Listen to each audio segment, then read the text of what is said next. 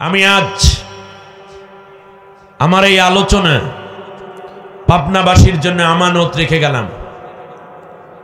কবে বাঁচবো, কবে আসবো, কতদিন আছি জানি না, কিন্তু যদি বিজয়ের বিরুদ্ধে কেউ হানা দিতে চায়, দেশ এবং জাতির বিরুদ্ধে যখন কোনো শত্রু দাঁড়াতে চায়, তখন তোমরা এই 5টি বিষয়কে সামনে রেখে আগামীর প্রজন্ম, আমার ছাত্র ভাইয়েরা, তোমরা কর্মসূচি প্রণয়ন করবে।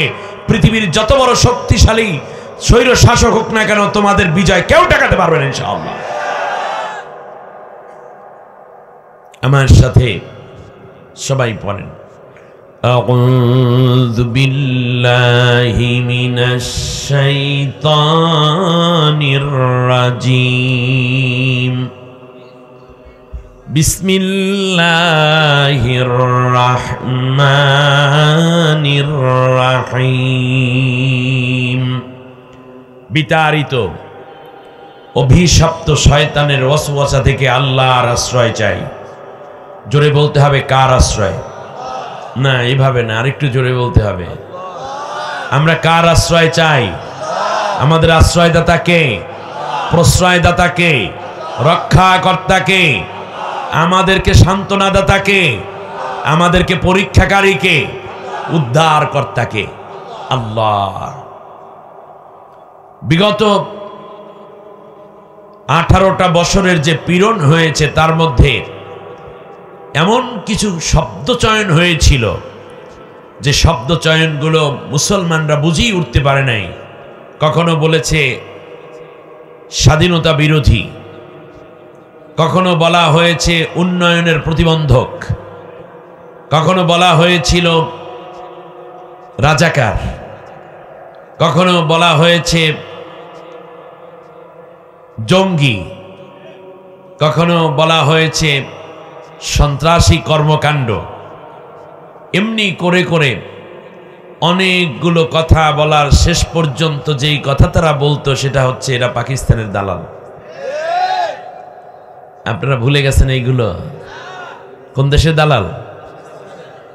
তাদের বিরুদ্ধে, ন্যায়ের পক্ষে, অন্যায়ের বিপক্ষে, চুরির বিরুদ্ধে, দুর্নীতির বিরুদ্ধে, ভোটচোরের বিরুদ্ধে, অন্যায় ক্ষমতা দখলের বিরুদ্ধে, দ্রব্যমূল্য ঊর্ধ্বগতির বিরুদ্ধে, এমনকি ডাকাতির বিরুদ্ধে কথা যখন বলা হতো, তখন বলতো এরা হচ্ছে পাকিস্তানের দালাল।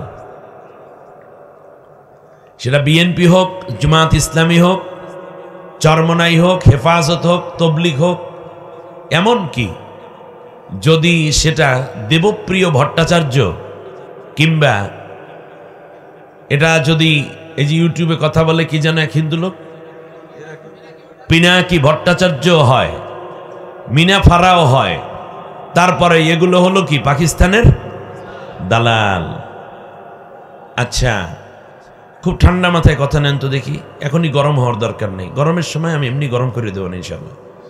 এখন দেখেন, একটু বুদ্ধিভিত্তিক চিন্তা করেন। 18 বছর মিথ্যা মামলা করেছে না? ঘরবাড়ি ছাড়া করছে না? আপনাদের সম্পদ আদি দখল করে নিছে না? নিচে। রিমান্ড দিছে না? হাড্ডিগুলা ভেঙে দিয়েছে, হাত পা কোমর ভেঙে দিয়েছে। আজ জসিমউদ্দিন রহমানী হাফেজাহুল্লাহ আকরামাহুল্লাহ, আমরা একই প্রোগ্রামে ছিলাম, চেয়ারে বসে নামাজ পড়ছে আমার সমবয়সী মানুষটি। আমি বললাম কি হয়েছে? বলছে ওরা আমার কোমরের 2টা হাড় ভেঙে দিয়েছে। কোমরের হাড় ভাঙা, হাঁটুর হাড়টা ভাঙা, দীর্ঘদিন জেলে থাকতে এগুলো কিচ্ছু নাই ভাই। এরপরেও মুখে হাসি, বলতেছে এই পৃথিবীতে এমন কোন নবী আছে যার উপর অত্যাচার করা হয় নাই? সত্যবাদে থাকলে অত্যাচার তো আসবেই। মুস্কি হাসি দিয়ে চমৎকার করে রিসিভ করলেন তিনি। মুফতি কাজী ইব্রাহিম সাহেব ছিলেন আজকে আমার প্রোগ্রামে, আমরা একত্রে ছিলাম। একত্রে আমরা কক্সবাজার থেকে কপ্টারে ফ্লাই করেছি ঢাকা পর্যন্ত। আরো অনেক উলামা ছিলেন আলহামদুলিল্লাহ। যে কথাটা আমার বলা দরকার সেটা হচ্ছে এই পীড়নগুলো তারা দিয়েছে, গুলি করে সমানে মানুষদেরকে হত্যা করেছে। হাজার হাজার মানুষ আহত, চিরদিনের জন্য পঙ্গু কিংবা অন্ধ হয়ে গেছে। এমনকি গুম করেছে, কোনো দিন আর তার সন্তান, মা বাবা কিংবা স্ত্রী এই লাশটাও খুঁজে পাবে না। আয়না ঘর বানাইছে, জীবন থেকে জীবনী শক্তিটাকে টেনে বের করার মতো একটা অবস্থা। শেষ পর্যন্ত তারা ফাঁসিও দিয়েছে। এর চেয়ে অত্যাচার তো আর থাকতে পারে না। চূড়ান্ত পর্যায়ে পর্যন্ত পৌঁছেছে। কিন্তু জামাত, বিএনপি, কওমি, হেফাজত, চরমনাই কিংবা অন্যান্য দল এবং মতের যারা আছে, কেউ কি পাকিস্তান পালাই গেছে? কথা বলতে হবে। পাকিস্তান পালিয়ে গেছে?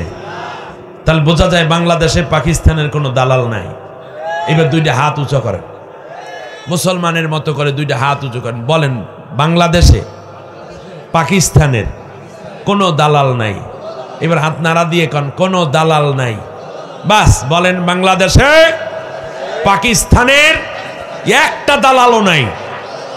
হাত নিচু করেন। কিন্তু ভারতের দালাল আছে।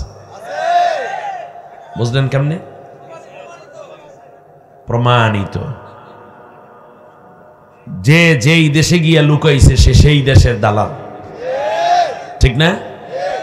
আল্লামা সাইদি সাহেব বলতেন যে গাছের গোড়া ধরে মুসলমান নাড়া দিবে, মৌলবাদীরা নাড়া দেবে, আগাবাদীরা গিয়া মামুবাড়ি পড়বা। ঠিক সেটাই হলো।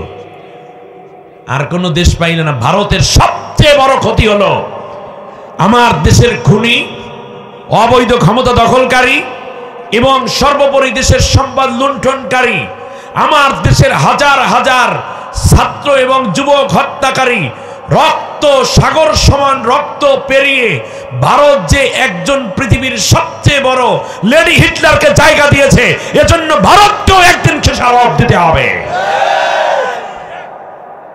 পৃথিবীর কোন রাষ্ট্র এই জঘন্য এক নারীকে জায়গা দিতে রাজি হয়নি। বহু জায়গায় সে অ্যাপ্লিকেশন করেছিল, কেউ জায়গা দেয় নাই। এই জিনিস কেবলমাত্র ভারতই চলে। হ্যাঁ, গৃহস্থ পালায় না, চোর পালিয়ে যায়, ঠিক না? আমরা গৃহস্থ, আমরা পালাই নেই, এখনো সজাগ আছি। এখনো মাঝে মাঝে বলে উনি নাকি শর্ট করে চলে আসবে, পোলাপাইন রেডি আছে, কট করে ধরে ফেলবে। আমরা আসার কি দরকার? ঠিক মতো ঠিকানাটা দেখ না, উনি কোথায় আছে, দেখবেন পোলাপাইনে নিয়ে আসবে। কারণ প্রায় 3000 ছাত্র ছাত্রী, যুবক, শিশু হত্যার দায়ে সে অভিযুক্ত। প্রায় 3500 পঙ্গু, যাদের পা নাই হাত নাই, এরকম স্টুডেন্ট আমার দেশের বর্তমান প্রজন্মের বীর মুক্তিযোদ্ধা। তারা এইটার হিসাব তার দিতে হবে। 2238 জন ছাত্র ছাত্রীর চোখ অন্ধ হয়ে গেছে সরাসরি ব্রাশ ফায়ার করার কারণে। চোখের মধ্যে যে রাবার বুলেটগুলো পড়েছে, এই জন্য চিরতরে চোখ অন্ধ হয়ে গেছে। এর বিচারের জন্য তাকে আনতে হবে, আসতে হবে, এবং বাংলাদেশের জমিনে তার একবার দুইবার নয় 5000 বার ফাঁসির কাজ উঠতে হবে। এত সহজ না। এই পৃথিবীতে কেউ পালিয়ে গিয়ে দাঁড়াতে পারে নাই। আপনারা আসতে পারবেন 100 বছর পর, আফটার সেঞ্চুরি ইয়ার্স, এর আগে না। আমাদের দেশে এখনো এই সিঙ্গারা আর সামুসা মার্কা কিছু নেতায় স্বপ্ন দেখে উনি আসিবেন আর উনার নাচিবেন। পাগলের মাথা নষ্ট। এবারে আসেন আমরা সোজা চলে যাই পরম করুণাময় অসীম দয়ালু আল্লাহর নামে শুরু করছি। আমরা পালাই না, ঠিক না বলেন? আমার সাথে পড়েন, সূরাটা জানেন, সূরাতুন নসর জানেন কি না? বলেন, ইযা জাআ নাসরুল্লাহি ওয়াল ফাতহ ورأيت الناس يدخلون في دين الله أفواجا فسبح بحمد ربك واستغفر إنه كان توابا آمنت بالله হে রাসূল, যখন তুমি দেখবে আল্লাহর সাহায্য এবং বিজয় উপনীত হয়েছে তোমারই চোখের সামনে, আর তুমি স্পষ্টত দেখতে পাবে দলে দলে মানুষ দ্বীন ইসলামে প্রবিষ্ট হচ্ছে, ইসলামের প্রতি দারুণভাবে আকর্ষিত হয়ে উঠেছে, এ সময় তুমি তোমার রবের তাসবিহ পড়বে প্রশংসার সাথে, আর তার কাছে ক্ষমা প্রার্থনা করবে, কারণ তিনি তওবা কবুলকারী। যে ক্ষমা প্রার্থনা করে তার প্রার্থনা তিনি কবুল করে থাকেন। বারাকাল্লাহু লানা ওয়া লাকুম ফিল কোরআনিল আযীম। আল্লাহুম্মা ইগফির লানা ওয়া লিওয়ালিদাইনা ওয়া লিজামিল মুমিনিনা ওয়াল মুমিনাত ইয়াওমা ইয়াকুমুল হিসাব। সূরা নাম নাসর, অর্থ সাহায্য, আয়াত 3, রুকু 1। রাসূল সাল্লাল্লাহু আলাইহি ওয়াসাল্লামের প্রতি অবতীর্ণকৃত নাজিলকৃত সূরার পূর্ণ শেষ সূরা। এরপরে নবীর উপরে পূর্ণ কোনো সূরা আর নাজিল হয়নি। সূরাটি নাজিল হয়েছে রাসূলুল্লাহ সাল্লাল্লাহু আলাইহি ওয়াসাল্লাম যখন বিদায় হজ সম্পন্ন করে আসতেছিলেন মদিনায়, তখন প্রতিমধ্যে আল্লাহ তাআলা এই সূরাটা নাজিল করে রাসূল সাল্লাল্লাহু আলাইহি ওয়াসাল্লাম বিজয় উত্তর করণীয় বিষয় নিয়ে কর্মসূচি ঘোষণা করেছেন। সুবহানাল্লাহ। বিজয়ের পরে কি করতে হয় আল্লাহ তাআলা এই সূরার মধ্যে বলে দিয়েছেন। আর সূরা সফের মধ্যে 2টা কর্মসূচি, এখানে আছে 3টা আর ওখানে আছে 2টা, মোট মিলে কয়টা? 5টা। এখন আমি সোজা চলে যাব আপনাদেরকে নিয়ে বিজয় অর্জনের জন্য কি দরকার। বলেন তো কি বলছি?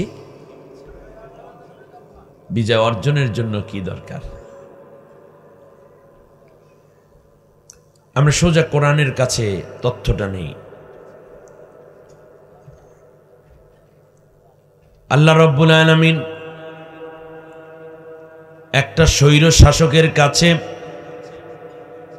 স্বৈর শাসকের বিরুদ্ধে স্বৈর শাসককে পরাজিত করে সত্য দ্বীন প্রতিষ্ঠা, এর জন্য মুসা পয়গম্বরকে অর্ডার করলেন, ইযহাব ইলা ফিরআউনা ইন্নাহু তাগা।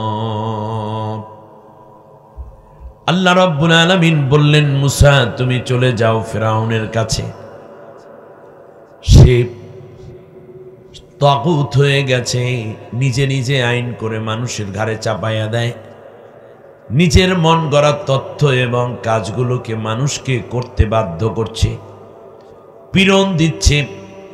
আমি আল্লাহর কথা সে বেমালুম ভুলে গেছে, তারে সাইজ করার জন্য তুমি যাও। সুবহানাল্লাহ। যুগে যুগে সব স্বৈর শাসকদেরকে মোকাবেলা করেছেন আম্বিয়া আলাইহিমুস সালাম। সুবহানাল্লাহ।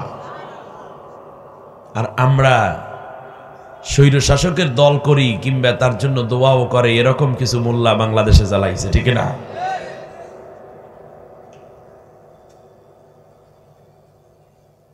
আল্লাহ রাব্বুল আলামিন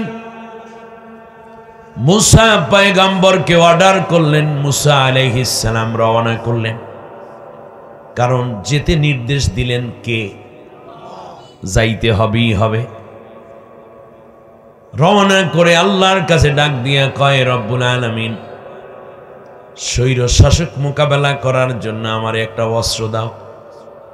অ্যাটম না, গ্রেনেড না, ট্যাঙ্ক, রকেট লঞ্চার না, ক্ষেপণাস্ত্র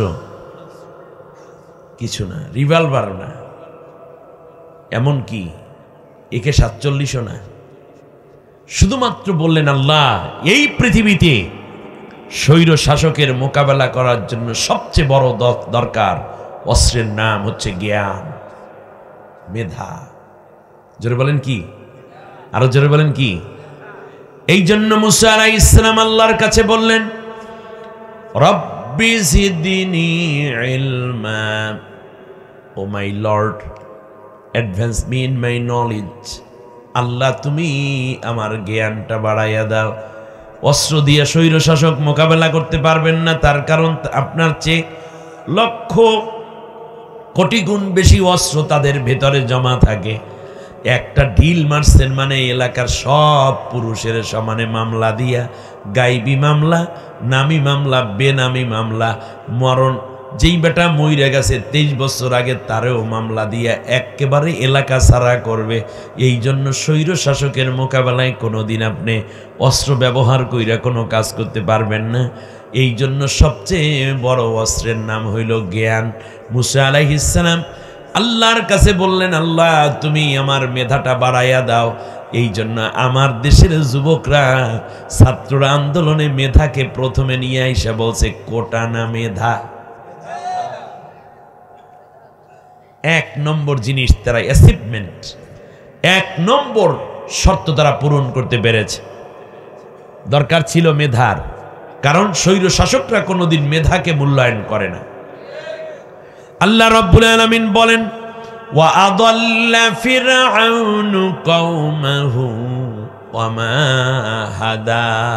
ফিরআউন তার জাতির লোককে গোমরা করেছে, কেউরেও কোনো জ্ঞানী বানায় নাই, কাউকেও সে সত্য পথ দেখায় নাই। না আউযুবিল্লাহ পড়েন। হ্যাঁ কি করছে বলেন তো দেখি। সূরার নাম তোয়াহা, আয়াত নম্বর ৭৯। এই তোহা মাদ্রাসায় তোহার সূরা থেকে বললাম।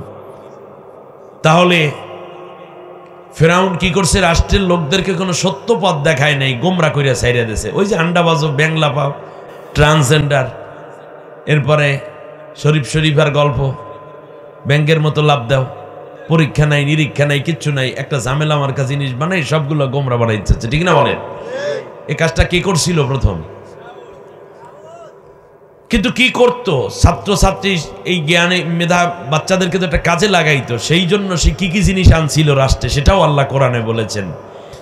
ফাজুমিআস সাহরাতু লিমিকাতি ইয়াউমিন মা'লুম ওয়া ক্বিলা লিন-নাসি হাল আনতুম মুজতামিউন।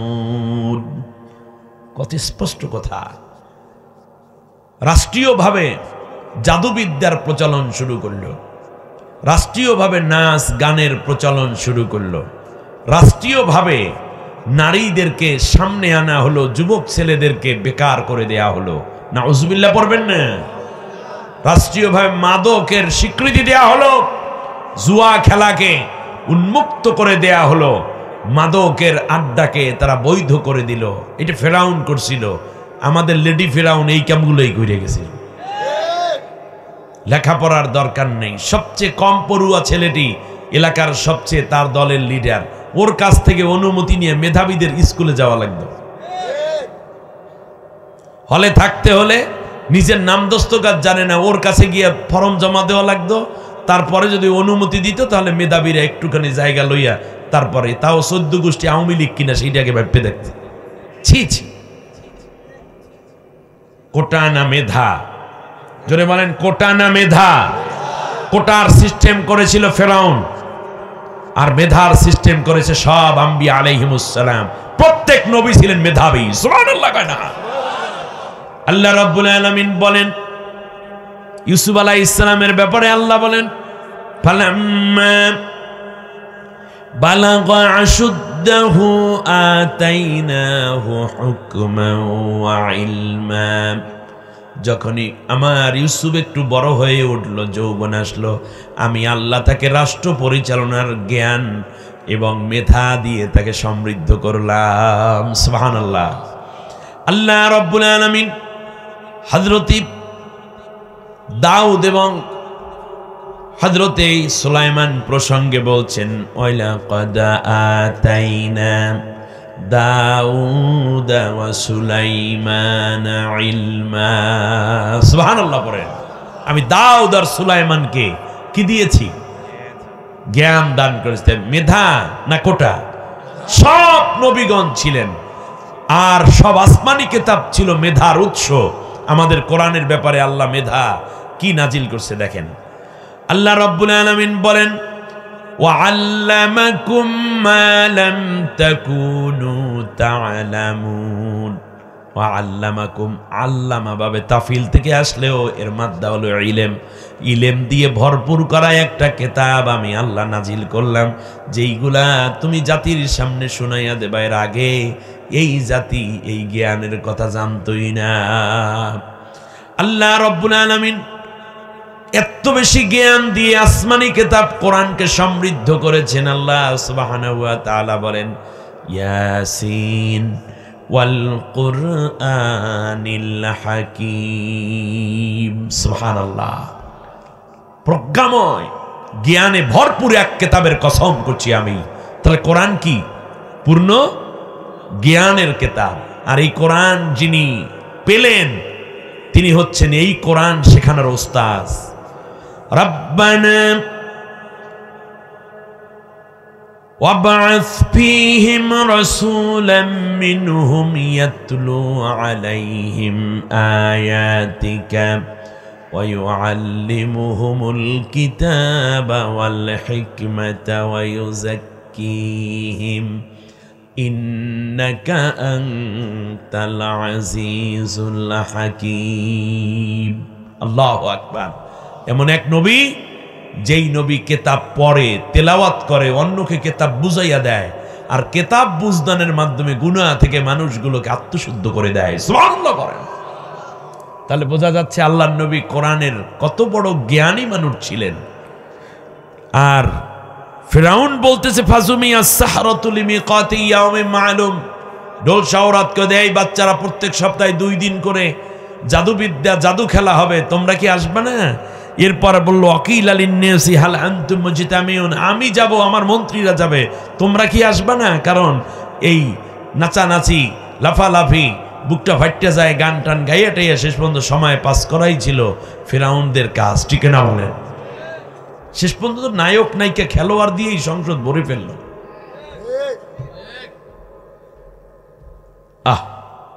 একটি জাতি কত মূর্খ হইলে টাকলার মতো মানুষকে মন্ত্রিত্ব দেয় কত বড় মূর্খ হলে শিক্ষা প্রতিমন্ত্রী বলে যে আল্লাহ আমার নেতাকে জাহান্নামের একটা ভালো জায়গায় বসাই দিও মূর্খতা গাছে ধরে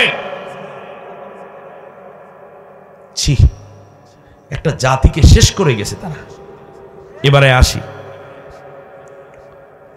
তাহলে মুসা আলাইহিস সালাম আল্লাহর কাছে কি চাইলেন ছাত্ররাও কি চাইলো মেধা চাইলো কোটা না মেধা তাহলে বিজয়ের জন্য প্রথম দরকার কি পৃথিবীর বুকে যত স্বৈর শাসক আছে সেটা হোক আমেরিকাতে হোক ভারতে হোক চীনে হোক রাশিয়ায় হোক সেটা ফিলিস্তিনে পৃথিবীর যে কোনো প্রান্তি স্বৈর শাসক যদি থাকে তাহলে সর্বপ্রথম মোকাবেলার হাতিয়ারের নাম জ্ঞান এইজন্য আল্লাহ রাব্বুল আলামিন বলেন ইউতিল হিকমাতা মান ইয়াশা ওয়া মান ইউতাল হিকমাতা ফাকাদ উতিয়া খায়রান কাসীরা আমি আল্লাহ যাকে ইচ্ছে তাকে মেধা দেই আর যাকে মেধা দিলাম তাকে প্রভূত কল্যাণ দিয়ে ধন্য করে দিলাম সুবহানাল্লাহ বলেন মেধা আমার ছাত্র ভাইয়েরা কি দরকার বলো দেখি মেধা এই মেধার রাজ্যে তুমি যখন উচ্চ শিখরে যাবে তখন তুমি আর দুনিয়া তোমার কাছে পদানত হয়ে যাবে মেধা মেধার লড়াইয়ে জিততে হবে আল্লাহ আমাদের কবুল করুন মেধার পরপরই শুধু মেধা স্বৈর শাসক মেধা জিজ্ঞেস করে না তার কারণ মেধার ভিত্তিতে তারা কোনোদিন রাষ্ট্র ক্ষমতায় থাকে না থাকে জোরের বরকতে ঠিক না জোর করে থাকে এই জন্য দ্বিতীয় যেই উপকরণটি দরকার স্বৈর শাসকের পতনের জন্য তার নাম হইল সাহস আমার দেশে অনেক মেধাবী আছে সাহস নাই অনেক পীর আছে লক্ষ লক্ষ মুরিদ কিন্তু কোন রকম যদি একটা টায়ার বাস্ট হয় তাহলে কলজে যেন হার্টবিট বাইরে যায় ঠিক না এতে কিচ্ছু হবে না সাহসী পীর দরকার সাহসী তবলিগের মুরব্বী দরকার সাহসী মুজাহিদ দরকার বিরোধের জন্য দুনিয়া নয় সাহসীদের জন্য দুনিয়া মুসা আলাইহিস সালাম আল্লাহর কাছে ডাক দিয়ে কয়, রব্বিশরাহ লি সাদরি ওয়া ইয়াসসির লি আমরি ওয়াহলুল উকদাতাম মিন লিসানি ইয়াফকাহু কওলি। এ দোয়া কার? মুসা আলাইহিস সালামের। সূরা তোহার মধ্যে এই দোয়াগুলো আল্লাহর কাছে করছেন। আল্লাহ, স্বৈর শাসকের মোকাবেলা শুধু জ্ঞান দিয়ে হয় না, কত জ্ঞানীরা কত কিছু লেখলো, কত টেবিল টক করলো, কত সেমিনার করলো, ওইগুলার পাত্তা স্বৈর শাসক দেয় না। ঠিক না বলেন? কি দরকার তখন? কি দরকার? ময়দানে দাঁড়ানোর মতো সাহস দরকার। এজন্য আল্লাহর কাছে বললেন, আল্লাহ তুমি আমার সাহস দাও। মুসা আলাইহিস সালামকে আল্লাহ বললেন, দিলাম সাহস। রব্বিশরাহ লি সাদরি, আমার ইশরা সদর করে দাও, আমার সাহসের রাজ্যে আল্লাহ তুমি আরো র্যাম বাড়িয়ে দাও, বেশি করে সাহস দাও, কারণ সাহস ছাড়া নিজেকে উপস্থাপন করা যায় না। সুবহানাল্লাহ বলেন। কিন্তু আমাদের নবীর ব্যাপারে আল্লাহ তাআলা কি বলছেন দেখেন। বাতিলের মোকাবেলায় সাহস লাগে বলে আল্লাহ তাআলা বললেন, মুসা তো সাহস চেয়ে নিয়েছে, আমি আল্লাহ কি আলাম নাশরাহ লাকা সাদরাক, আমি কি তোমার আগেই ইশরা সদর করে দেইনি? আমি আগেই কি তোমার বক্ষটা প্রশস্ত করে সাহসে ভরপুর করে দেই নাই? সুবহানাল্লাহ বলেন। তুমি ডরাও কাকে হে নবী? ওয়ালা ইয়াখাফুনা ইল্লাল্লাহ, আল্লাহ ছাড়া অন্য কাউকে ভয় করার কোনো প্রশ্ন আসে না, তোমাকে আমি সাহস দিয়েছি। সুবহানাল্লাহ বলেন। সাহস কারে কয় আপনি চিন্তা করতে পারেন?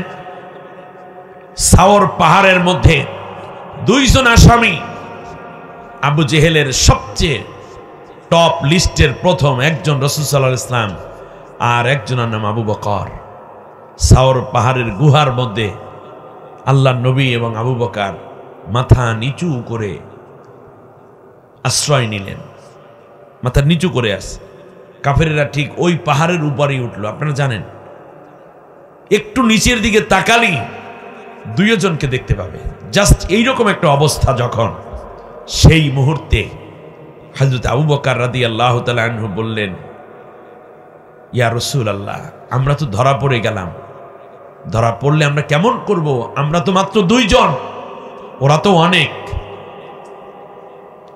আল্লাহর নবী বিশ্বনবী সাল্লাল্লাহু আলাইহি ওয়াসাল্লাম বললেন, আবু বকর, আমরা দুইজন নই, বরং আমরা তিনজন। সাহস কাকে বলে বুঝতে পেরেছেন এখন? এই কঠিন মুহূর্তেও একদিকে তীর ধনুক তলোয়ারের ঝনঝনানি, আল্লাহর নবী দাঁড়িয়ে আছেন ঠায়, পালিয়ে যান নাই। আল্লাহ অনুমতি দিয়েছেন, হিজরত করেছেন, কিন্তু যুদ্ধের ময়দান থেকে পালানো কিংবা বীরত্ব থেকে ফিরে আসার কোনো ইতিহাস নবীজির নাই। সাহস তো বিজয় আনতে হলে সাহস লাগে। আমার দেশের জেনজি বেবিরা, বাচ্চারা, স্টুডেন্টরা সাহস দেখাইছে। যখন তারা অধিকার চাইল, তাদেরকে বলা হলে তো সব রাজাকার, রাজাকারের নাতিপুতি, ওরা স্লোগান বানাই দিল সাথে সাথে, চেয়েছিলাম অধিকার। না না, বলতে হবে তো, ঘুমাইলে গেলে চলবে না। বলেন, চেয়েছিলাম অধিকার। এরপর দেখলাম পোলা পাইনে আরো গান বানায়, বলে যে তুমি কে রাজাকার, আমি কে? বলছে কে? কি জিনিস! ৬ তারিখের আন্দোলন ৫ তারিখে না আনলে আর বিজয় হয় না। তার কারণ ভারতের লক্ষ লক্ষ পুলিশ অস্ত্র সহ ঢোকানোর সব পরিকল্পনা পাকাপাকি ছিল।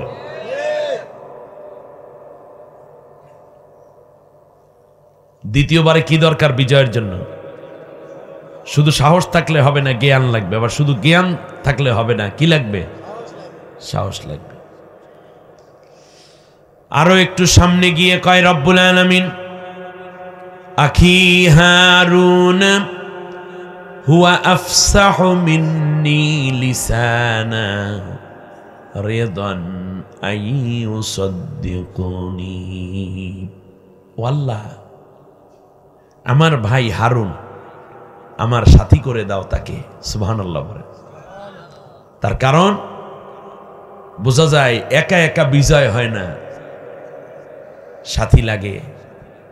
একা একা মানে জামাত ইসলামী একা, বিজয় বিএনপি একা, হেফাজত একা, মুরব্বী কামাইবে না, ঠিক না? জাতীয় পার্টি একা, তবলিগ একা, কাজ হইবে না। চরমনাই একা, কাজ হবে না। তৃতীয় ধাপটা দেখাইয়া গেলেন মুসা পয়গম্বর আলাইহিস সালাম। বিজয়ের জন্য কাছাকাছি যারা আছে তাদেরকে ঐক্যবদ্ধ করা দরকার। তারা কি করবে? তোমার সাহায্য করবে এবং তোমার কাজের জন্য কাজের স্বীকৃতি দেবে। সুবহানাল্লাহ। আর তার সে আমার চেয়ে বক্তাও ভালো আল্লাহ তাআলা। তাহলে বোঝা যায় বক্তাদের ডিমান্ড আছে নাকি? ডিমান্ড করছে কে? নবী নিজে। রসুল মুসা আলাইহিস সালাম ডিমান্ড করতেছেন একজন বক্তা লাগবে আমার। হুয়া আফসাহু মিন্নি লিসানা, সে আমার যে ভালো বক্তা। আল্লাহ নবী সাল্লাল্লাহু আলাইহি ওয়াসাল্লাম তার মিম্বরের পাশে আবু বকরের, ওসমানের, ওমরের, আলীর মিম্বর বানান নাই, একজন বক্তার মেম্বর বানাইছে। নাম কি বলেন দেখি? হাসান বিন সাবিত রাদিয়াল্লাহু আনহু। বুঝতে হবে বক্তা ভাইয়ের আমার, যখন একটা ঝাড়ি দেবে জাতি ঠাস ঠাস করে দাঁড়াই যাবে, মরা মানুষ উঠে দেবে দূর কোপা শামসু, ঠিক কিনা বলে? বাংলাদেশে একটা ভাষণই তো দিল, আর কি দিছে? এক ভাষণে জাতি লাফাইয়া উঠল। ঘুমাইয়া ছিলাম ভালো, উইটা দেখি বেলা নাই। আহা, এক ভাষণ আমাদেরকে মুক্তির আন্দোলনে এনে দিল। পরবর্তীতে মরার সময় কয় সবাই পায় তেলের খনি, স্বর্ণের খনি, আমি পেয়েছি কি খনি? আরে জোরে কয় না, হচ্ছে পরিণতি। সোনার মানুষ না বানাইয়া সোনার দেশ বানানো যায় না। আগামীতে যদি সোনার বাংলাকে রক্ষা করতে হয়, সোনার দেশ যদি বুঝতে হয়, তাহলে সোনার মানুষ যেই সংগঠন তৈরি করেছে, মন্ত্রী ছিল, এমপি ছিল, এখনো বিভিন্ন জায়গায় তারা দায়িত্ব পালন করে, কিন্তু একটা পয়সা দুর্নীতির ন্যূনতম প্রমাণ নাই, তারাই সোনার মানুষ, তারাই আগামী দিনে বাংলাদেশের সত্যিকার সোনার বাংলা গড়ার জন্য প্রতিশ্রুতিবদ্ধ। চোর দিয়ে সোনার বাংলা বানান যেত না।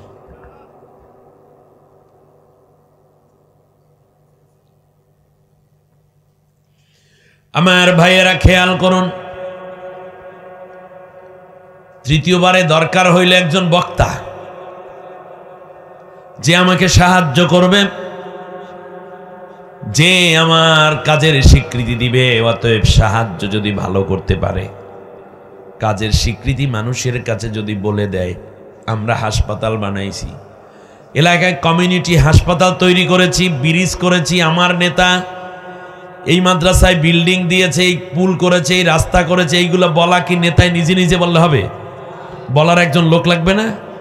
এই কথাগুলো যদি কেউ বলার থাকে আর ওই লোকটার প্রতি যদি তার আস্থা থাকে, তাহলে তাকে সাথে করে নিতে পারো। বন্ধু, এত যাচাই বাছাই কইরা সময় নষ্ট করার সুযোগ নেই। এত বাছাই করে করে বছরকে বছর রিপোর্ট লইয়া দৌড়াদৌড়ি করানোর দরকার নেই। আল্লাহ রব্বুল আলামিন বললেন, ও মুসা রে, তাহলে আমি আল্লাহ রব্বুল আলামিন কি করব জানো? তোমার শুধুমাত্র হারুনকে তোমার সাথী বানাইয়াই দেব না, বরং আমি আল্লাহ রব্বুল আলামিন তাকে নবুয়তের মর্যাদা দিয়া তারপরে তোমার সাথী বানাইয়া দেব। ডেজিগনেশন দিলেন। কি ডেজিগনেশন দিলেন? কি উপাধি দিলেন আল্লাহ তাআলা? নবুয়ত। আপনি কি মনে করছেন ওয়ার্ডের সভাপতি? কথা কেন? ইউনিয়ন আমির, উপজেলা নায়েবে আমির না। এই কথাটাই মাথার ভিতর ঢুকান, বিপ্লব সহজ হবে।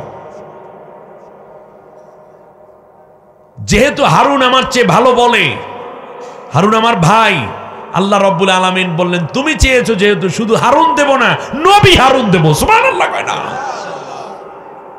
নবী হারুন দিলাম, আর কি দেব? সাহস বেড়ে গেল মুসা আলাইহিস সালামের। হারুন হয়ে গেলেন নবী। সুবহানাল্লাহ পড়বেন না? ডেজিগনেশন ছাড়া আপনার পিছে ব্যাগ টানবে কে? এখন বোঝেন, আসিস অমুক জায়গায় যেমন আন্দাজি কেন যাইবে আপনার কি লাভটা কি আপনার পিছে দৌড়ে কোন তো দেখি লাভটা কি তাকে একটা পদ দেওয়া দরকার মুসা আলাইহিস সালাম বললেন সাথী আল্লাহকে শুধু সাথী দিলে হবে না একটা পদবি দিয়ে দেই তাতে ওরও মর্যাদা বাড়বে আর রসুলের সাথে নবী থাকবে রসুলের সাথে নবী থাকবে আমিরে জামাতের সাথে যদি মনে করেন এলাকার ওয়ার্ড সভাপতি গড়তে পারে কিন্তু মানায় না ন্যূনতম সহকারী সেক্রেটারি জেনারেল দরকার নায়েবে আমির দুইজন দরকার ফাদ্দাল না বাদহুম আলা বাদিন একজনের সাথে একজন এরকম মিল থাকতে পারে থাকবে আমি বলছি না আবার আমার উল্টাপাল্টা বুঝছেন না কেউ প্রিন্সিপাল হুজুর যাইতে আছে দপ্তরিরে লইয়া জামাই বাড়ি ভালো মানায় কথা কয় না ধর মানাইবে কারে ভাইস প্রিন্সিপালের নিলে আপনি আমি প্রিন্সিপাল তোহা কামেল মাদ্রাসা আপনি ভাইস প্রিন্সিপাল আপনি আরবি অধ্যাপক এই ইংলিশ টিচার এই বাংলার লেকচারের যদি বলে আমি প্রিন্সিপাল আসছি নতুন জামাই বেড়ে বিয়ে আসছি তো আমার দপ্তরে লই আইছি কাল ওই তুমি ঘুমাও না এক কম্বলের নিচে দুইজন ঘুমাইতে পারবে কথা কয় না ধর আপনি ঘুমাইয়েন আমার কথা আফসোস নাই এক খাটে দপ্তরিয়ার প্রিন্সিপাল ঘুমাইতে পারবে কিন্তু প্রিন্সিপাল ভাইস প্রিন্সিপাল ঘুমাইতে পারে তখন যদি মুসা আলাইহিস সালামকে হারুন আলাইহিস সালামকে নবুয়তি না দেয় দুই ভাই একজন সাধারণ মোমেন আর একজন রসুল আল্লাহ তাআলা বললেন না রে যেহেতু সাথী হয়ে গেছে এখন পদবি বাড়াই দিলাম যা ওরে বানাইলাম নবী শুধু একজনকে আবার যাই আমি আরেকবার পেছনে ভ্রমণ করতে যাইতে আছে হযরতে মুসা আলাইহিস সালাম ওই যে খিজিরের কাছে সাথে আছেন কে ইউশা ইবনে নুন আল্লাহ রাব্বুল আলামিন বললেন যা ইউশা ইবনে নুনকে আমি আল্লাহ তাআলা নবী বানাই দিলাম সুবহানাল্লাহ বলেন এই জিনিসটা বুঝতে হবে এই জিনিসগুলো বুঝতে হবে আমার কথায় কষ্ট পাইছেন আপনারা আল্লাহ রাব্বুল আলামিন বলেন হ্যাঁ যাও সামনের দিকে যাইতে থাকো তাহলে বোঝা যায় ঐক্য হওয়া লাগবে একা একা বিজয় আসবে না স্বৈর শাসকের বিরুদ্ধে বিজয়ের জন্য তৃতীয় শর্ত কি ঐক্য আপনারা দেখছেন ছাত্ররা ছাত্র মৈত্রী ছাত্র ইউনিয়ন বাম ছাত্র জোট এরপরে ছাত্র দল এরপরে ছাত্র শিবির এমনি করে করে ছাত্র আন্দোলন সবাই মিলে কিন্তু তারা ঐক্য হয়েছে একদিকে তাহাজ্জুদ পড়ে আন্দোলনে যায় এক গ্রুপ আর এক গ্রুপে মোটামুটি বড় চুল টুল লইয়া মাইয়া বলে একসাথে হাত ধরিয়ে হাইটটা তারপরে কিন্তু আন্দোলনের সময় সবাই এক হয়ে গেছে কে করেছে তোমার দাদা বাবা কি করেছে স্বামী ও সব কিছু বাদ দাও আমরা সবই জানি কথা বলছেন এটা ওর মাইয়া না বলে আল্লাহ জানে সেও দেখলাম ময়দানে আইসে গেছে এর মানে ডান বাম উঁচু নিচুল কাদা সাদা সাদা কালা কালা সব মিললে এক জায়গায় হয়ে গেছে তখন বিজয় এসে গেছে তৃতীয় শর্ত কি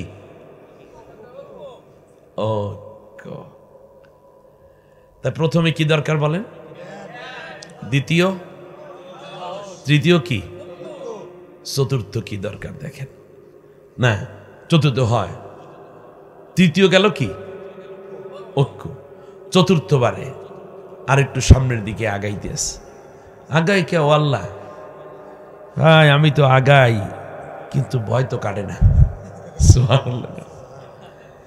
তাম দুনিয়ার সবচেয়ে বড় স্বৈর শাসক ফ্যাসিস্ট এর বিরুদ্ধে লড়াই করতে যাচ্ছে দুই ভাই খ্রিস্টপূর্ব 1298 সাল থেকে ধরে 1550 সাল পর্যন্ত 252 বছর স্বৈর শাসক তার একচ্ছত্র শাসন করেছিল মিশরে আপনি কি মনে করেছেন আমাদের লেডিও বলছিল 2041 পর্যন্ত টার্গেট কিন্তু দুপুরের ভাত রাইন দেয় মাইয়াটাই খাইয়েও যাইতে পারে না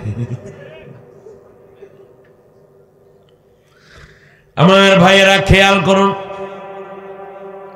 মুসা আলাইহিস সালাম আরেকটু সামনে গিয়ে কয় আল্লাহ সাহসের তো অভাব নাই খাইছি একটু ডরে আল্লাহ আমারে আরেকটু সাহস দিয়ে দাও তুমি আমারে সাহস দাও আল্লাহ রাব্বুল আলামিন বললেন সাহস তো তোর হাতের মধ্যেই আছে ও আল্লাহ কই আমার সাহস কোথায় আমার শক্তি আল্লাহ রাব্বুল আলামিন জানতে চান ওয়ামা তিলকা বিয়ামিনিকা ইয়া মূসা। ও মূসা, তোমার হাতের মধ্যে এটা কি? আল্লাহ, আমার হাতের মধ্যে তো একটা কলা হিয়া আসাই। আল্লাহ, এটা তো একটা লাঠি। আলকিহা, ও মূসা তুমি এটাকে ছেড়ে দাও, তুমি দেখতেছো লাঠি, কিন্তু এটার কত শক্তি তুমি জানো না। মূসা পয়গম্বর আলাইহিস সালাম লাঠিটা ছেড়ে দিলেন। হায়াতান তাসা, সাথে সাথে আল্লাহর কুদরতে লাঠিটা একটা অজগর সাপ, বড় একটা সাপ হয়ে গেল। মূসা আলাইহিস সালাম সাপ দেখে দৌড়। পিছনে আল্লাহ তাআলা বললেন, মূসা লা তাখাব খুদহা, ভয় পেও না, এইটাকে ধরে ফেলো। এই যে সাহস বাড়ায়, কি করতেছে? খালি কয় আমি সাহস আছে, রক্ত যখন দিয়েছি রক্ত আরো দেব। কিন্তু আপনার কতটুকু সাহস আছে এটা বোঝার জন্য ময়দানে মাঝে মাঝে দাঁড়াইতে হয়, মাঝে মাঝে ময়দানে দাঁড়াইতে। যে ঈমান প্রয়োজনে জ্বলে ওঠে না, যে ঈমান সত্য ন্যায়ের কথা বলে না, যে ঈমান অন্তরে নাই মুখে ফোটায় কথার কলি, কিভাবে তারে বলো ঈমান বলি।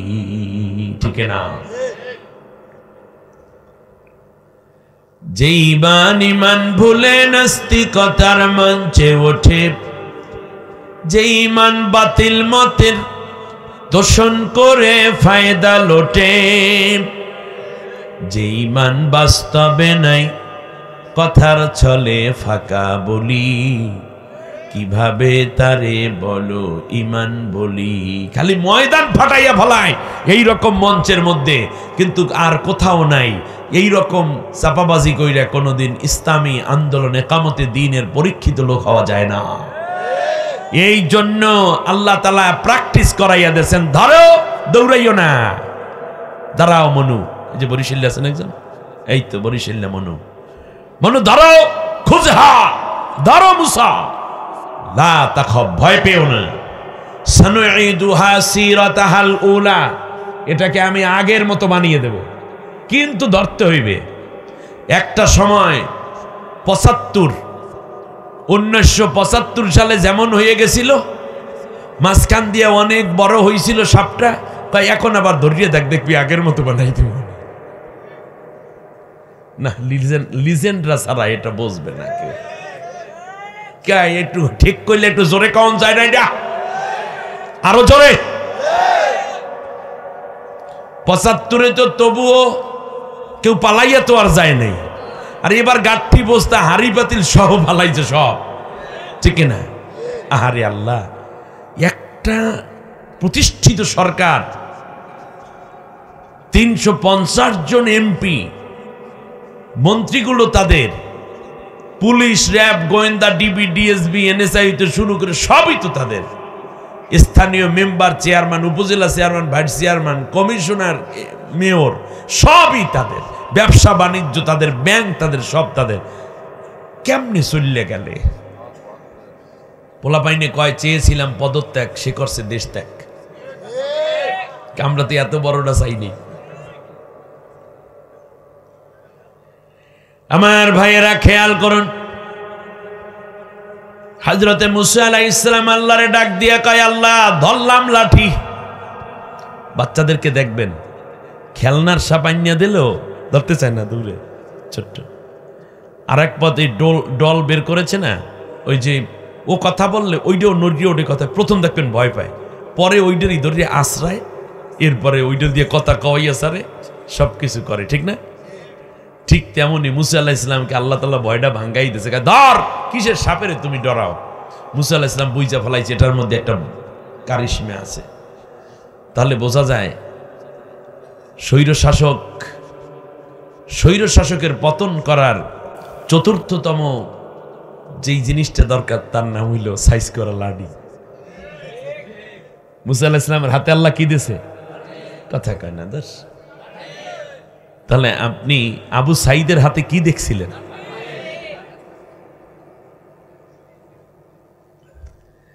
চারটা গুলি করেছে আবু সাইদের বুকের মধ্যে, কিন্তু লাঠিটা ছাড়ে নাই। ওই এক লাঠি, এক বুলেট, এক আবু সাইদ বাংলাদেশে লক্ষ লক্ষ আবু সাইদের কলিজার মধ্যে, রক্তের মধ্যে আগুন লাগিয়ে দিয়েছে। ওরা স্লোগান দিয়েছে, লেগেছে রে লেগেছে। না কথা কয় না, আরেকটু জোরে।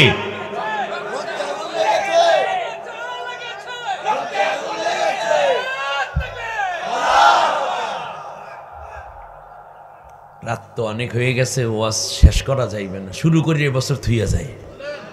এবার খেয়াল করেন, বলল যে দেখো লাঠি লাগবে,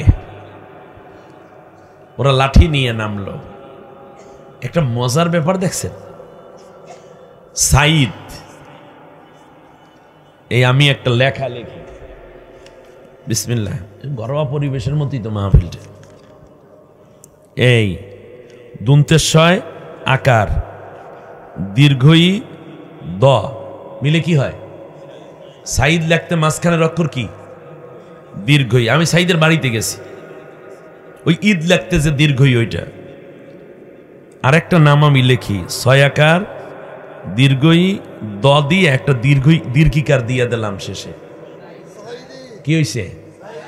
সাইদি। এই সাইদির দোয়ার ফসল সাইদ। আর মুসা আলাইহিস ইসলামের হাতের লাঠির প্রভাব ছিল, আল্লাহর ওর হাতের মধ্যে দিয়ে দিয়েছে। সুবহানাল্লাহ কয় না? এখন স্বৈর শাসক ফেরাউনের নাতিপুতি এই জন্য ফেলাইছে। আমার ভাইয়েরা খেয়াল করুন, আল্লাহ রাব্বুল আলামিন বললেন, মুসা হাতের মধ্যে লাঠি নিয়েছো যেহেতু, এইবার সামনে যাও, ফেরাউনের সামনে দাঁড়াইয়ে যাইও। তাহলে 4টা জিনিস পাইছে। 1 নম্বরে বলেন কি? না, মেধা। মেধা। দ্বিতীয়বারে, তৃতীয়বারে, চতুর্থবারে অস্ত্র। রাইট, সুন্দর কইছে, বালা কথা কইছে। এরপরে মুসা আলাইহিস ইসলাম আর একটু সামনে গিয়ে কয়, আল্লাহ এরপরেও তো কেমন কেমন জানি করে, একটু ডর করে, একটু ডর করে। তার কারণ বান্দা আল্লাহর সামনে নিজের দুর্বলতা প্রকাশ করবে, এটাই স্বাভাবিক।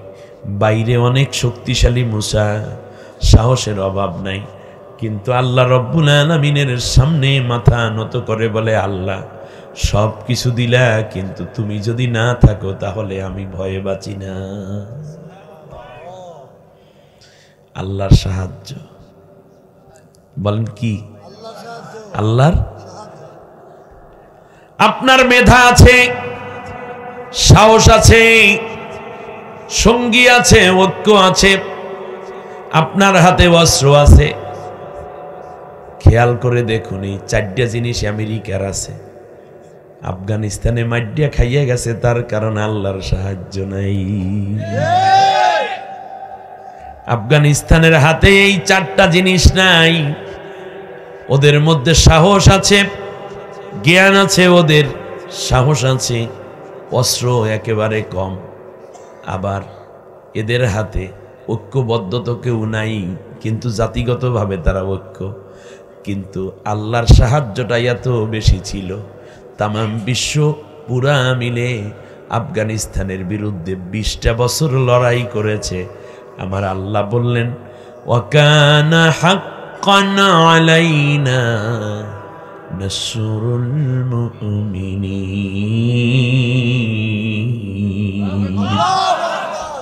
মোমেনকে সাহায্য করা আমি আল্লাহ রব্বুল আলামিনের উপর আবশ্যক করে নিয়েছি।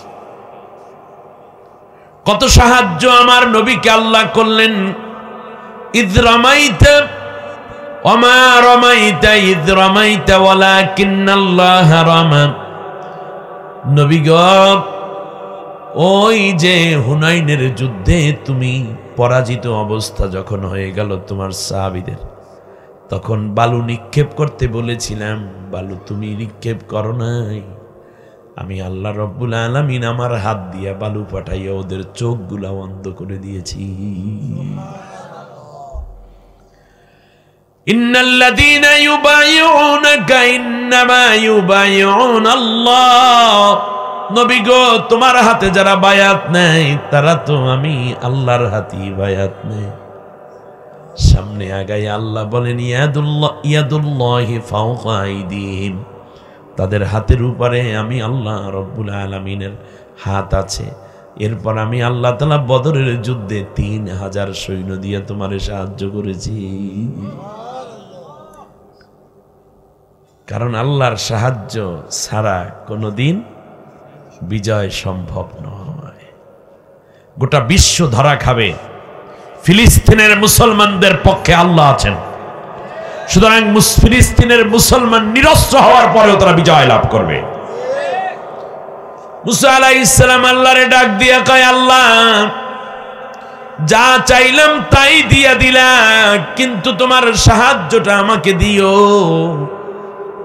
আল্লাহ গো তুমি যদি আমার সাথে না থাকো আমি একা একা কি দিয়ে কি করব। আপনারা দেখবেন বাচ্চাটা আইয়ে ভর্তি হইতে যাইবে, আইয়ের ক্লাসে ভর্তি হতে যাবে রেসিডেন্সিয়াল কলেজে কিংবা ইউনিভার্সিটিতে ভর্তি হতে যাবে। শিশুটা ভর্তি হতে যাবে, ছাত্র ছাত্রীটা ভর্তি হতে যাবে ঢাকা ইউনিভার্সিটিতে। রওনা কইরা ফাইলপত্র সব রেডি কইরা চারপাশে ঘোরে, মার কাছে জিজ্ঞেস করে, আম্মু আব্বু কি যাইবে না আমার সাথে? বাবা বলতেছে, দেখ আইএ পাস কইরা ফেলাইছো, কত পোলা পাইন, কত কিছু চালাক চতুর, তুই এরকম কেন? আমি কি কিছু বুঝি? আপনি সাথে গেলেই হইবে, 2-3 বার গেলে হবে, তারপর আর যাওয়া লাগবে না, ঠিক না? মুসা আলাইহিস সালাম কিছু বুঝেন নাই, বিষয়টা এরকম না, কিন্তু তিনি চান আল্লাহর সাথে আরেকটু কথা বলতে। আল্লাহ তারে দেইখা রাখুক, আল্লাহ তাআলা তারে শুইনা রাখুক। বারবার আল্লাহর দৃষ্টি কামনা করে আর বলে, রব্বুল আলামিন তোমার দৃষ্টির বাইরে আমাকে নিও না। হযরতে রাসূল সাল্লাল্লাহু আলাইহি ওয়াসাল্লাম বদরের যুদ্ধে যখন হাজির হয়ে গেলেন, আল্লাহর নবী সাল্লাল্লাহু আলাইহি ওয়াসাল্লাম 313 জন সাহাবী লইয়া হাজির।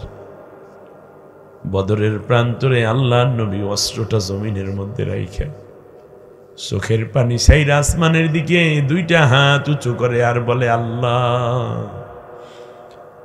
দীর্ঘ 15টা বছর পর্যন্ত কিছু মানুষকে আমি জোগাড় জাগার করে আজ তোমার ময়দানে হাজির করে দিলাম। তুমি যদি সাহায্য না করো মাবুদ, আজকে বিজয় হওয়া আমাদের সম্ভব না। তোমার সাহায্যের উপরে আমি পূর্ণ ডিপেন্ডেন্ট।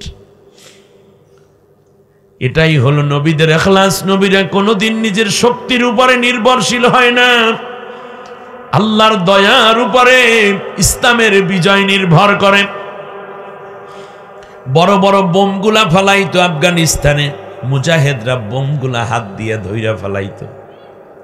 ওদের হাতে সামান্য একটা বন্দুক, উপর দিয়া কত দামি দামি হেলিকপ্টার অস্ত্র ফেলাইয়া যায়। এইভাবে একটার তাক কইরা মারে। রাডার নাই, কোনো অ্যাটম নাই তাদের হাতে, নাই কোনো ক্রুজ ক্ষেপণাস্ত্র, না আছে পেট্রিয়ট ক্ষেপণাস্ত্র, কিচ্ছু নাই। একটা বন্দুকের গুলি ঠাস কইরা মাইরা আবার গর্তের ভিতর ঢুইকা গেছে। একটা ফিনফিনে পাঞ্জাবি পরা, মাথার মধ্যে একটা টুপি, পায়ের মধ্যে পঞ্চ পরা, একটা আটার পিঠা, আটার রুটি, 3 জন মুজাহিদ একত্রে ভাগ কইরা খাইয়া যুদ্ধের ময়দানে নামছে। আল্লাহ ছাড়া আর কারো সাহায্য চাই নাই। একটা গুলি করছে, সাথে সাথে ওদের 100 কোটি টাকার অ্যাপাচি হেলিকপ্টার ভূপাতিত। কে করে? ওই আল্লাহ এখনো আছে না নাই? আল্লাহরে রাজি না করতে পারলে বিজয় হয় না, আল্লাহরে খুশি না করতে পারলে বিজয় হয় না। যেই দলের মানুষগুলো গভীর রাতে আল্লাহর সাথে সম্পর্ক করে না, ওই মানুষের বিজয় নাই। যে মানুষগুলো আল্লাহর কাছে কাঁদতে পারে না, ওই মানুষগুলোর বিজয় নাই। তোমার সব আছে, তোমার জ্ঞান আছে, মেধা দিয়ে দিলাম, সাহস দিয়ে দিলাম, ঐক্যজোট বানাইয়া দিলাম, এমন কি অস্ত্র দিয়ে দিলাম, কিন্তু আমি আল্লাহর সাথে সম্পর্ক না থাকলে বিজয় আসবে না। মুসা আলাইহিস সালাম আল্লাহরে কয়, মাবুদ আমি কি বুঝি, আমি আর কি বুঝি রে মাবুদ, আমার মা তো আমাকে পানিতে ভাসিয়ে দিয়েছিল রাখতে পারবে না বলে। 23 বছর পর্যন্ত ফিরাউনের ঘরে আমাকে তুমি রাখলাম, ফিরাউনেরটা খাইলাম, ফিরাউনেরটা পরলাম, ফিরাউনের দেয়া খাবারগুলো আমার রক্ত গোশতের মধ্যে মিশে আছে, জামা কাপড় ফিরাউন দিল, কিন্তু আল্লাহ তাআলা কিপ্তি একটারে মারার কারণে আমার উপর সে ক্ষিপ্ত হলো, মৃত্যুদণ্ড জারি করলো। আমি হিজরত করে মাদায়েন চলে গেলাম, এখন আবার আসছি, আমারে কি জানি করে, কিন্তু মাবুদ তুমি যদি আমার সাথে থাকো আমার কোনো ভয় নেই। লা তাহিনু ওয়ালা তাহজানু ওয়া আনতুমুল আ'লাউনা ইন কুনতুম মুমিনিন। ভয় পেও না, হতাশ হয়েও না, মনক্ষুণ্ণ হয়ে যেও না, ভীত হয়েও না, তোমরাই বিজয় লাভ করতে পারবে যদি তোমরা খাঁটি মুমিন হয়ে যেতে পারো। মুসা আলাইহিস সালাম আসমানের দিকে তাকায়, আল্লাহর নবী বদরের প্রান্তরে হাত উঁচু করতে করতে এত দূর পর্যন্ত হাত উঁচু করলেন। সাহাবীগণ বলছেন নবীর বগল মোবারক দেখা যায়। সাহাবীরা দৌড়াইয়া আসেন, উমাইর বিন হামাম নামক এক সাহাবী এসে কয়, নবী, ও নবী, আপনি এত কান্দেন কেন? কয়, আজকে হচ্ছে এমন একটা দিন, বিজয় হলে বিজয়, পরাজিত হলে আবার সময় লেগে যাবে অনেক। আমরা এখানে বাঁচতে আসি নাই, আমরা এসেছি শহীদ হতে।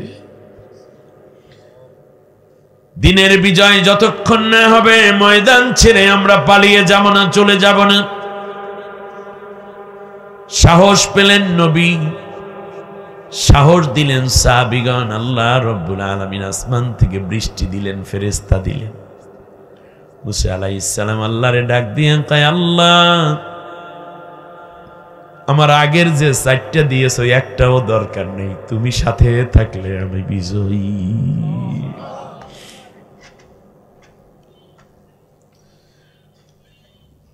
হযরতে মুসা আলাইহিস সালাম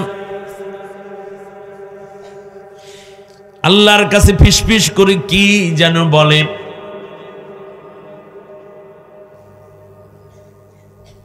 আমার মেয়েটা এবছর এইটা পরীক্ষা দিচ্ছে, আমার মেয়েটা স্কুল হলো, প্লে থেকে স্কুলেই পড়ে, ক্যামব্রিয়ান স্কুল অ্যান্ড কলেজে, আবার বাসায় এসে হিপস পড়তেছে। খুব মেধাবিনী আমার মেয়েটা আলহামদুলিল্লাহ, এবং সে পর্দা পুছিজার সহ নেকাব করিয়ে যাওয়া আসা করে। যাই হোক, এখন পরীক্ষা হলে যাবে, সে তার আম্মু ছাড়া যাবে না। এর মানে সবচেয়ে নির্ভরতার জায়গাটা কেউ ছাড়তে চায় না। মুসা আলাইহিস সালামের সবচেয়ে বড় নির্ভরতার জায়গা আল্লাহ।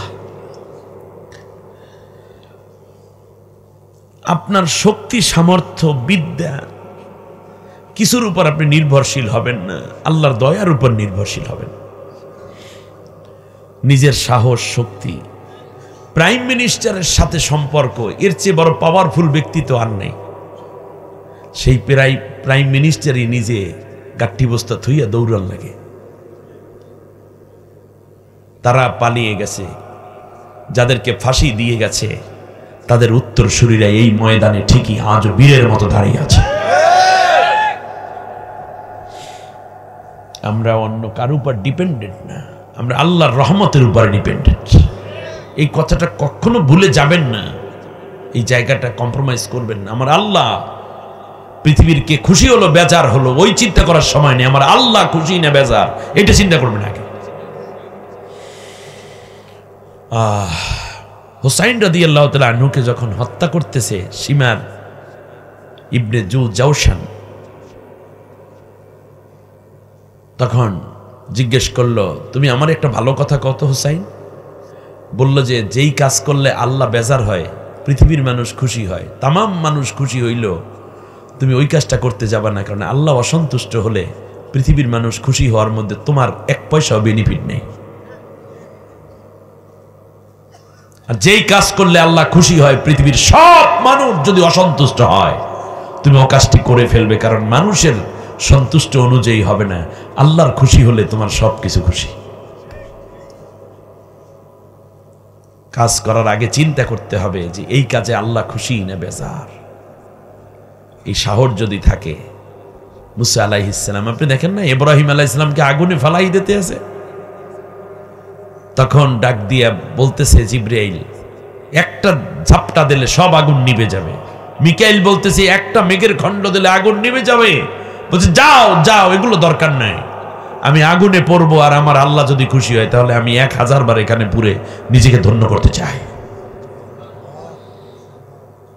ফাইজা আযামতা ফাতাওয়াক্কাল আলাল্লাহ, যখন সিদ্ধান্ত নিবে আল্লাহর উপর তাওয়াক্কুল করবে। আল্লাহর উপর তাওয়াক্কুল ছাড়া বিজয় সম্ভব নয়। আল্লাহ রাব্বুল আলামিন ডাক দিয়া কয়, মুসা রে, এখন তুই কি মিনমিন করে বলো, ফিসফিস করে বলো, আমি কিন্তু শুনতে পাইছি। এত কিছু দিলাম, এখনো যাইতে ভয় পাও, সুতরাং আমি আল্লাহ চূড়ান্ত ভাবে বললাম, ইন্নী আরাকুমা ওয়া আসমা, তোদের দুই ভাইকে আমি আল্লাহ রাব্বুল আলামিন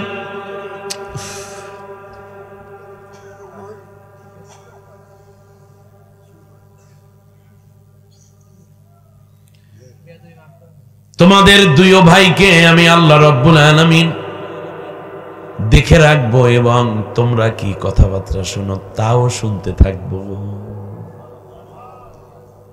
মুসা রে, শিশুবেলা থেকে আমি আল্লাহ দেখে রেখেছি। তোমার মায়ের কাছে বলেছিলাম, ইন্না রাদ্দুহু ইলাইকি ওয়া জাইলুহু মিনাল মুরসালিন, আমি তোমার কাছে আবার মুসাকে ফিরাইয়া দেব। আমি কি ফিরাইয়া দেই নাই? দুনিয়ার সব মহিলার দুধকে আমি আল্লাহ হারাম করে দিয়েছি। আহাররামা আলাইহিল মারাদিয়া মিন ক্বাবল, এর আগে সব মহিলার দুধ তোমার জন্য হারাম করে দিয়েছি।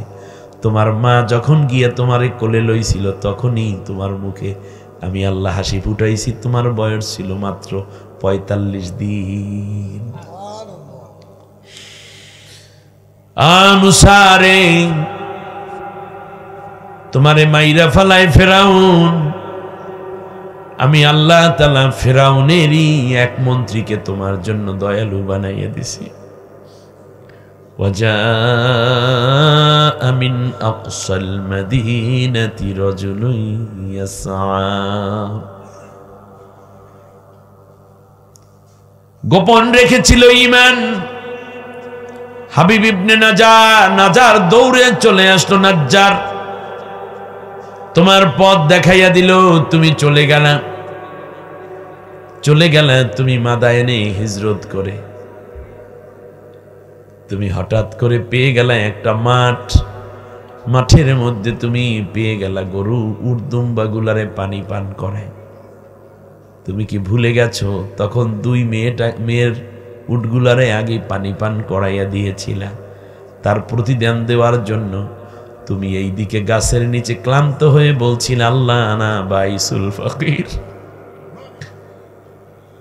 আল্লাহ আমার কিচ্ছু নাই, মা নাই, বাবা নাই, এমন একটা এলাকায় আমি চলে আসছি মালিক, এখান থেকে আমি কোথায় যাব? রাত আসতেছে, কোথায় ঘুমাবো জানি না। একটানা 18 দিন পর্যন্ত হাঁটতে হাঁটতে এই এলাকায় আসছি, আল্লাহ খাওন নাই পরন নাই। আমি আল্লাহ তখন তোমার ডাকটা শুনলাম। একটু পরেই শুআয়ব আলাইহিস সালাম একটা মেয়েকে পাঠাইয়া দিয়ে বলল, যাও ছেলেটাকে নিয়ে আসো। কদরে গাওহার শাহ বেদানত ইয়া বেদানত জৌহরি, কদরে গুল বুলবুল বেদানত ইয়া বেদানত শাহপুরি। মতির মূল্য বাদশা জানে কিংবা জানে জৌহরি, ফুলের মূল্য ভ্রমর বোঝে কিংবা বোঝে শাহপুরি। স্বর্ণকার ছাড়া স্বর্ণের মূল্য বোঝে না, পরীরা ছাড়া ফুলের মূল্য বোঝে না। যখনই দেখতে পাইলেন একজন পয়গম্বর আর একজন পয়গম্বরকে, সাথে সাথে বুঝতে পারলেন এটা সাধারণ কোনো ছেলে না, চেহারার মধ্যে একটা নবুয়াত ভাব আছে।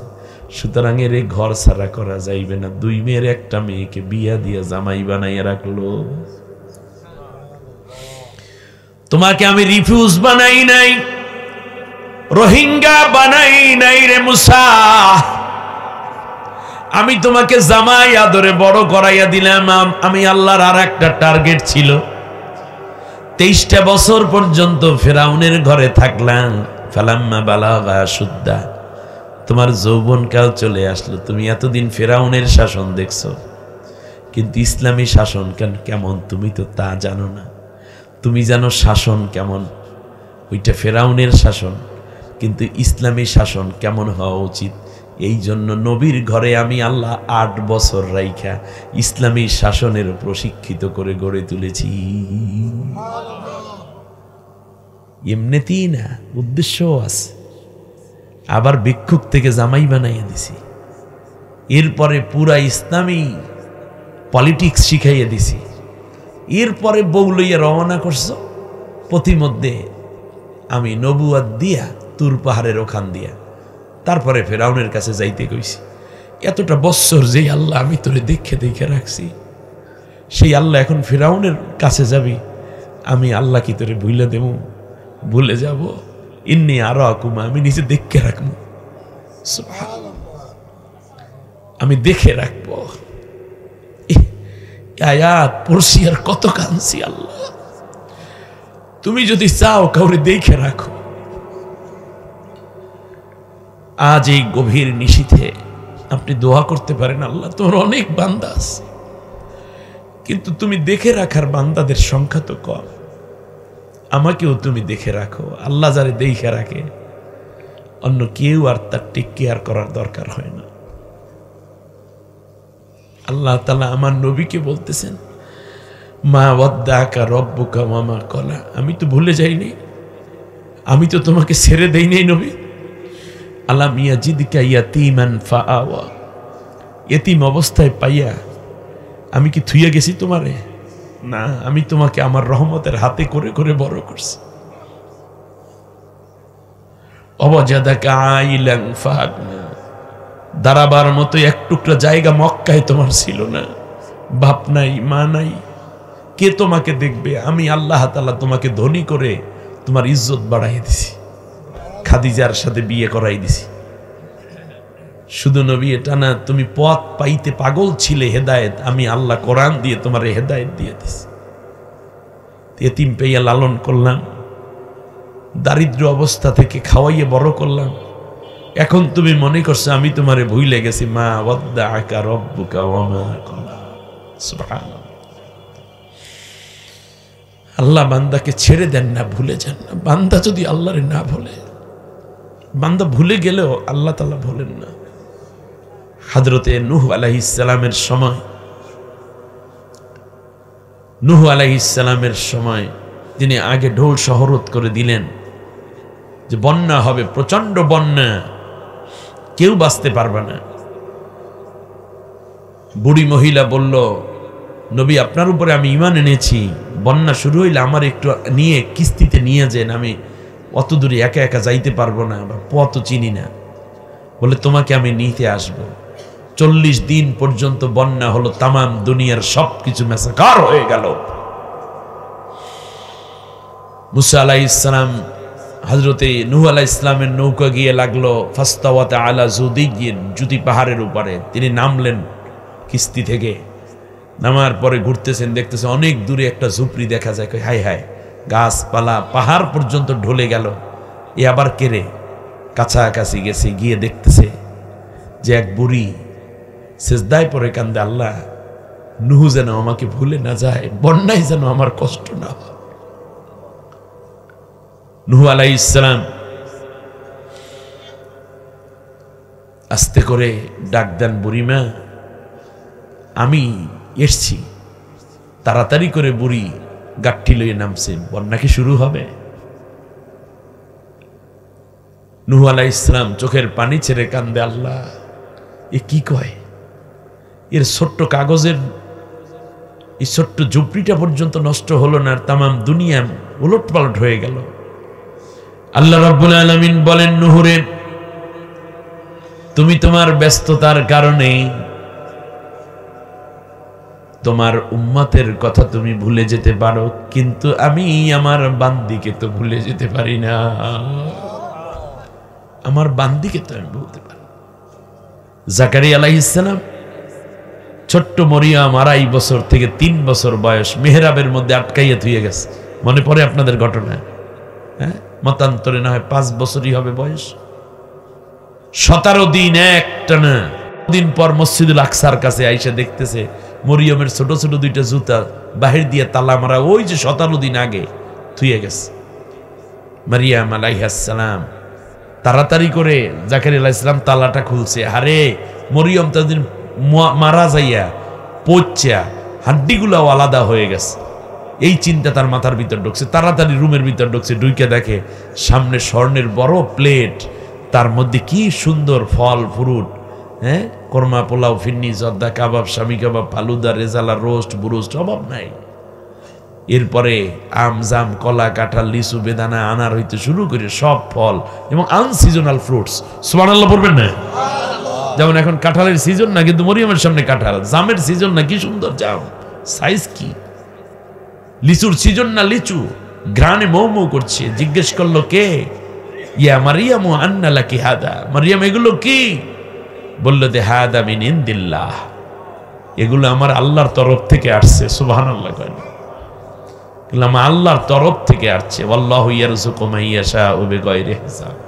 বলল মা তুই মাফ কইরা দিস। ছোট্ট মরিয়ম করছে খালুজান। নবুয়তের দায়িত্ব পালন করতে গিয়ে মরিয়মের কথা আপনি ভুলতে পারেন, কিন্তু আল্লাহ তো ভুলতে পারে না। কিন্তু স্মরণটা মূলত বান্দার পক্ষ থেকে হওয়াইতে হয়। এই জন্য আল্লাহ বলছেন ফাযকুরুনি আযকুরকুম, আমাকে স্মরণ করো, আমি স্মরণ করো। তাহলে আগে কে স্মরণ করবে? বান্দা। উদউনি আস্তাজিব লাকুম, আগে কে ডাকবে? অতএব বান্দার পক্ষ থেকে আগে ডাকটা আসতে হবে, এটা হচ্ছে কথা। তাহলে বিজয়ের জন্য 5টা জিনিস দরকার নাকি? স্বৈর শাসক পতনের জন্য 5টা কাজ দরকার। এর আগে এই জামাত ইসলামী বলেন, বিএনপি বলেন, জাসদ বাসদ বলেন, কিংবা চরমনাই বলেন, হেফাজত বলেন, এই 5টা জিনিস জোগাড় করতে পারে নাই। এইখানে খালি মাইরের উপরে আছে, দৌড়ের উপরে ছিল, পিঠটি সমানে, কিচ্ছু হয় নাই। কিন্তু এই পোলাপাইনের এই 5টা জিনিস করতে পারছে একত্র, এই জন্য তাদের বিজয় হয়েছে। তাহলে বলেন 5টা জিনিস কি কি? 1 নম্বরে কি? মেধা। দ্বিতীয় কি? তৃতীয় কি? চতুর্থ কি? লাঠি, অস্ত্র। 5ম আল্লাহর সাহায্য। এই 5টা যার ভিতরে থাকবে, সে যে কোনো অপশক্তিকে ধ্বংস করে নিজের চিন্তাকে স্টাবলিশ করে বিজয় ছিনিয়ে আনতে পারবে ইনশাআল্লাহ। আজকের আলোচনা এখানেই শেষ। আর বাকি রইল কি? বিজয়ের পরে কি করবে নাকি? এরপরে বিজয় ধরে রাখার জন্য কি? এই জন্য অন্য কোনো মাহফিল করাতে হবে। কারণ একটানা মাহফিল রাত 4:30 পর্যন্ত ওয়াজ, ইতিহাসের প্রথম ঘটনা না অঘটনা আল্লাহ তাআলা ভালো জানেন। আল্লাহ সুবহানাহু ওয়া তাআলা আমাদেরকে কবুল করেন। এই পর্যন্ত যেহেতু কোরআন হাদিস দিয়ে বলছি, আর বাকি 10টা ঘটনাও কোরআন হাদিস দিয়েই বলা যাবে। ওগুলো সব নোট করা আছে, এগুলো গবেষণার বিষয়। আল্লাহ সুবহানাহু ওয়া তাআলা আমাদেরকে কবুল করুন, বলি আমিন।